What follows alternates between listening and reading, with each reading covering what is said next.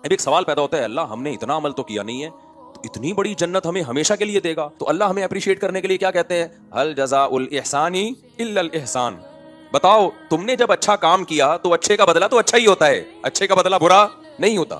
تم ساری زندگی بلوغت سے بعد موت تک 5 نمازیں پڑھتے رہے، پھر رمضان کے پورے روزے رکھتے تھے، اس میں نہیں دیکھتے تھے سردیوں کے روزے ہیں یا گرمیوں کے روزے ہیں۔ تم نے اللہ کے حکم کو جیسے میں نے کہا ایز اٹ از پورا کیا۔ تم نے اپنے چہرے پہ نبی کے حکم کی وجہ سے داڑھی رکھی، اس زمانے میں جس زمانے میں لوگ داڑھی کا مذاق اڑاتے تھے۔ تم عورت تھی تو تم نے اس زمانے میں اللہ کے حکم کے مطابق پردہ کیا جس زمانے میں لوگ پردے کا مذاق اڑاتے تھے، جس زمانے میں لوگ حلال و حرام کی پرواہ کیے بغیر رزق کماتے تھے، تم نے اس زمانے میں حرام سے اجتناب کیا۔